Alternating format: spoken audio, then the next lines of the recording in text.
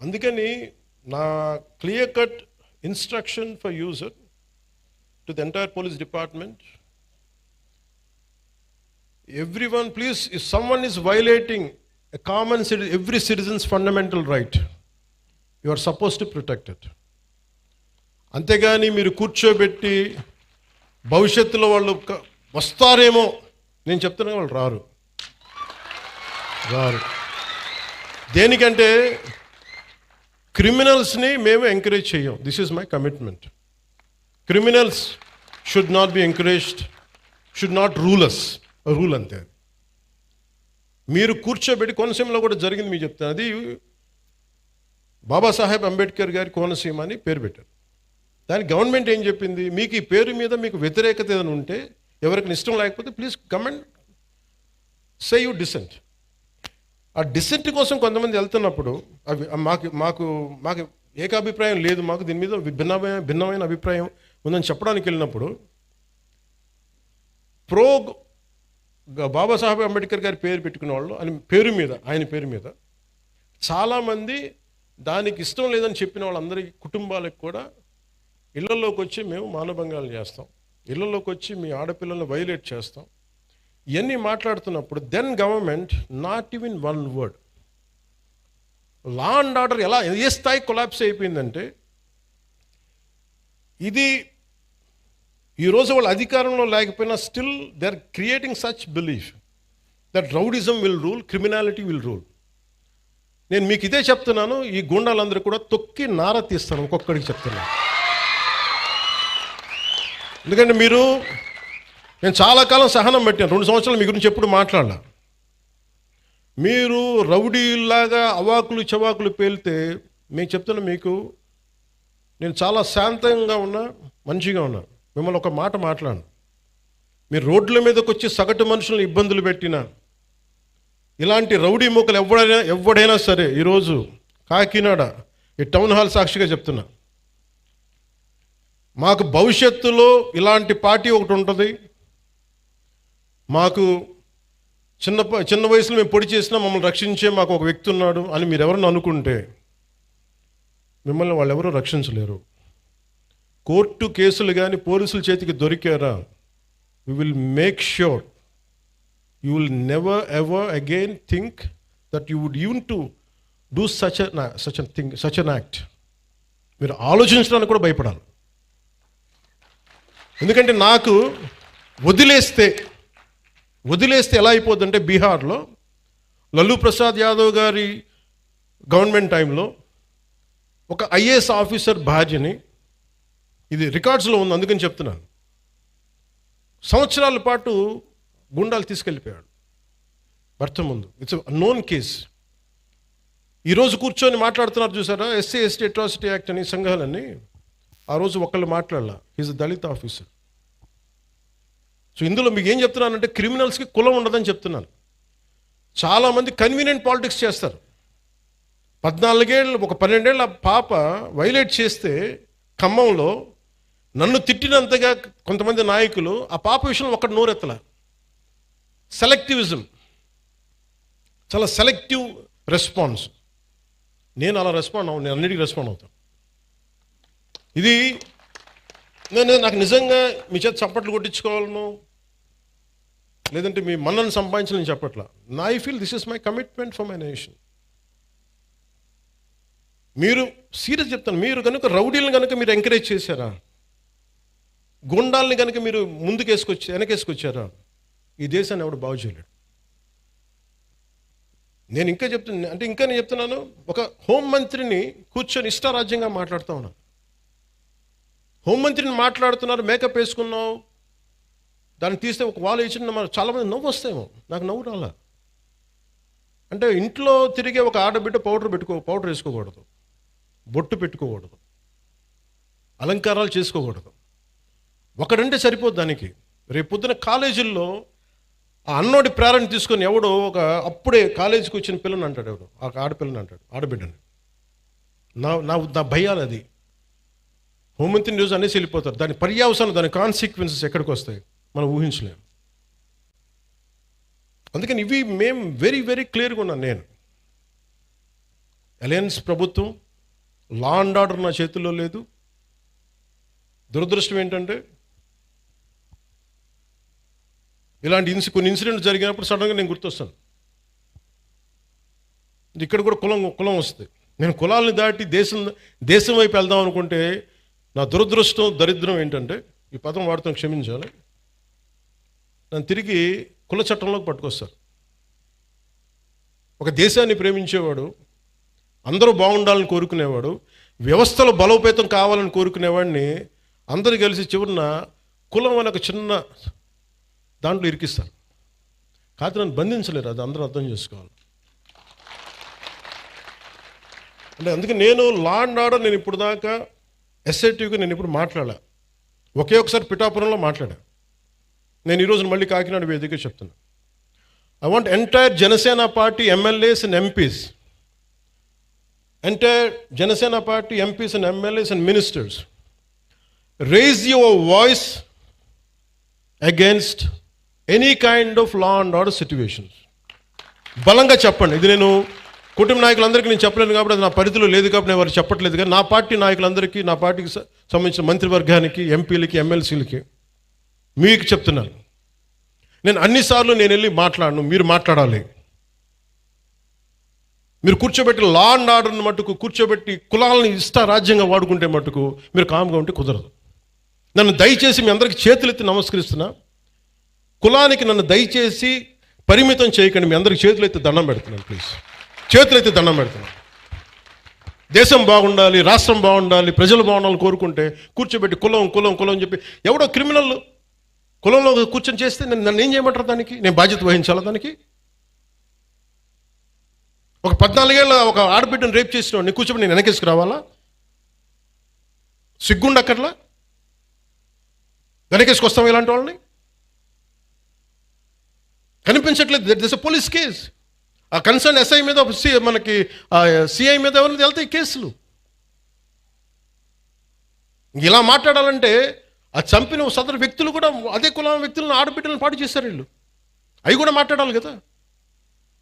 MLC Anantha Babu కూర్చోబెట్టి అతను కాపు కొలుస్తాడంట.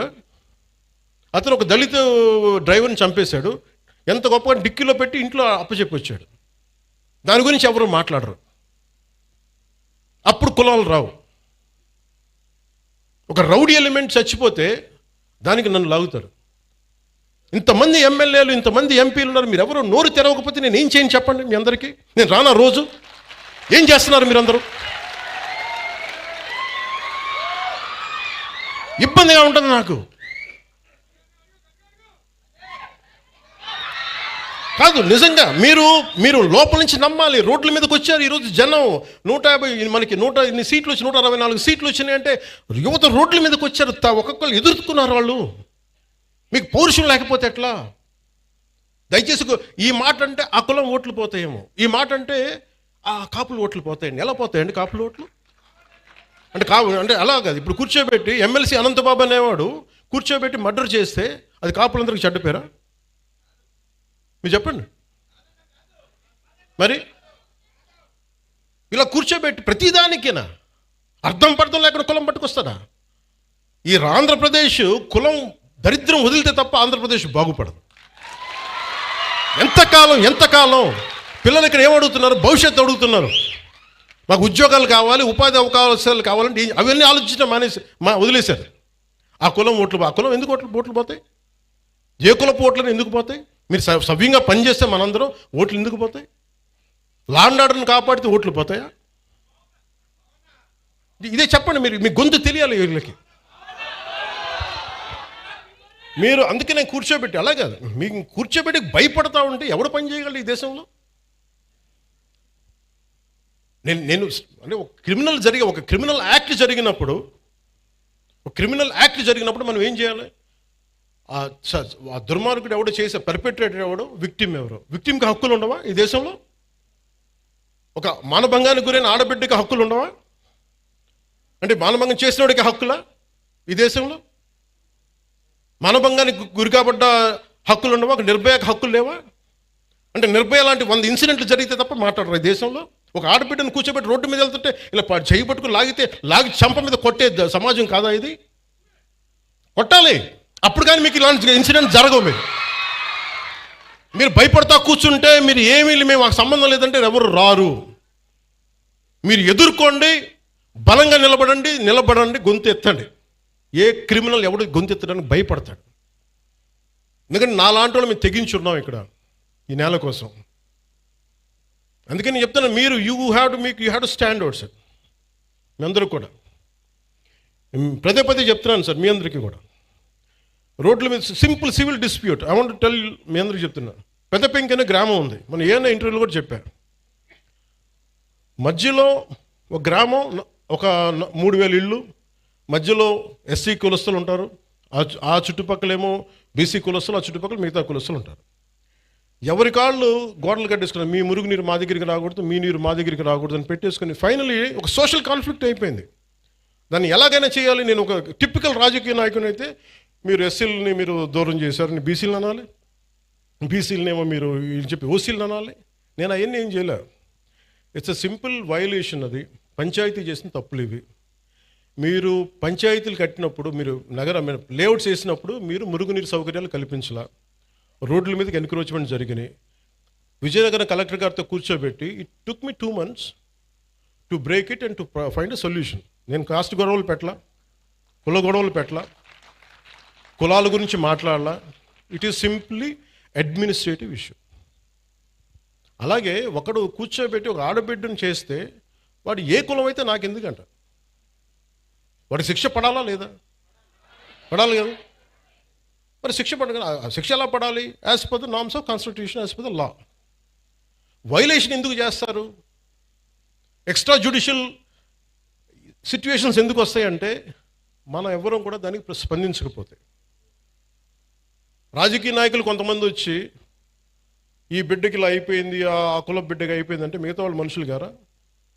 ఇదే దిశ కేసులో ఇదే పెద్ద మనిషి అసెంబ్లీలో కూర్చొని చాలా కరెక్ట్గా చేశారని తెలంగాణ ప్రభుత్వం ఈ పెద్ద మనిషి ఎంకరేజ్ చేస్తాడు, మళ్ళీ చప్పట్లు కొడతాడు.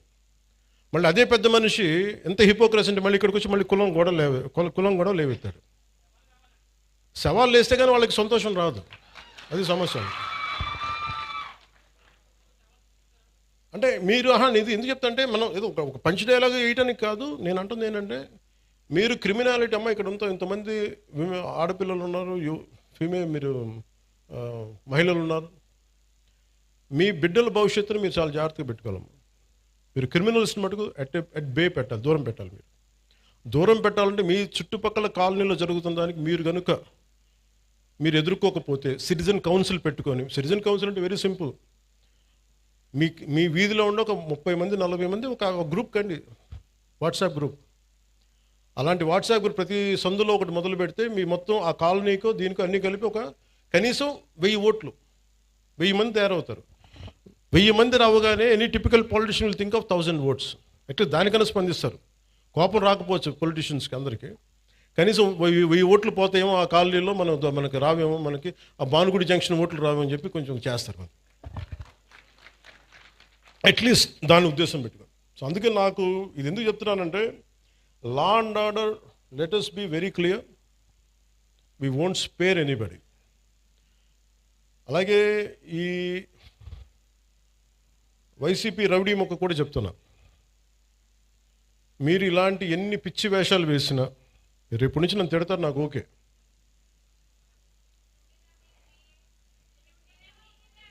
అంటే ముఖ్యంగా వైసీపీ రౌడీ మొక్కి చెప్తున్నా, మీరు వచ్చి మేము రక్తాలతో తడిపేస్తాం, బయటకు వచ్చాక మేము కోసేస్తాం, కుత్తుకులు కోస్తాం అంటే, మీరు భవిష్యత్తులో, నేను మీకు చెప్తున్నాను ఈరోజు నా మాట చాలా శ్రద్ధగా వినండి. ప్రతి వైసీపీ గుండాగడికి చెప్తున్నాను ఈ మాట, ఆన్ కెమెరా చెప్తున్నాను, ప్రతి వైసీపీ గుండాకే చెప్తున్నాను.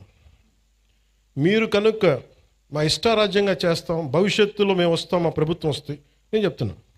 For example, for an argument sake, మీ ప్రభుత్వమే వచ్చింది అనుకుందాం, తొక్కి నారా తీస్తాను, మీకు చెప్తాను, గుర్తుపెట్టు.